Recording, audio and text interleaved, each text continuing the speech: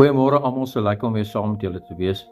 Ons praat van dat Jesus is die direkte ewebeeld van ons Hemelse Vader. As jy wil weet hoe die Hemelse Vader is, kyk na wie Jesus is. Kyk na wie Jesus was en is en wat nog gaan wees. Die woord van God wys vir ons wie Jesus is. En hy het vir ons alles kom wys. Hy het gesê, die koninkryk van die hemel is so, en hy het baie vergelykings gebruik om vir ons te wys wie die Hemelse Vader is. Laat ons die Vader se hart kan verstaan. Jesus sê, ek doen niks wat ek die Vader sien doen het nie. En Jesus het baie keer gesê, hy het met die Vader gepraat en nou gee hy uitspraak of hy gee 'n gebed, want sy hart was saam met die Vader. En hy het presies vir ons kom wys wie die Vader was. En hy was die direkte beeld van ons Hemelse Vader. So is ons op vandag.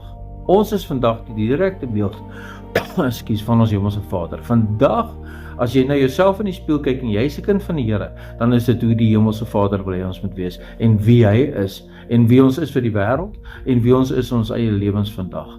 En ek wil vir ons 'n versie lees uit Johannes 20 vers 21 en hy sê, vrede vir julle. En dit is nou Jesus wat hier praat en hy sê Jesus weer 'n keer, net soos die Vader my gestuur het, stuur ek julle ook.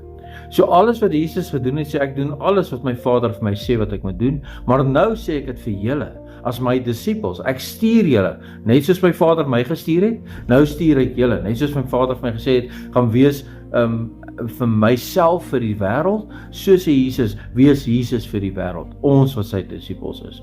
Ons is die ewebeeld van ons Hemelse Vader, en dit is die teken dat Jesus vir ons kom wys het. Dit is deur die voorbeeld wat ons het van ons Here Jesus.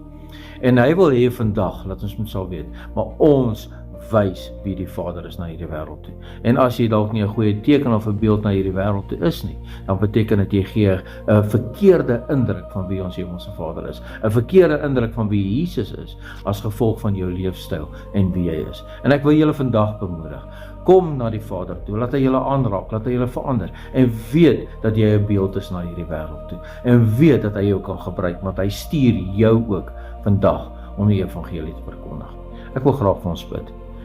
Hemelse Vader, help ons, laat ons sal weet, ons is 'n beeld van U. Net soos Jesus die beeld van die Vader was, toe hy op aarde was, en ook nog vandag is, daar waar hy in die regterhand van God die Vader sit.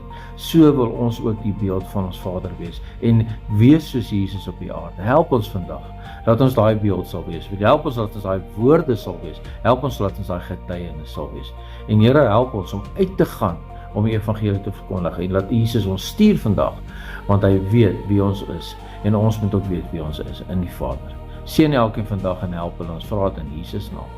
Amen. Amen, en mag jy 'n wonderlike dag hê.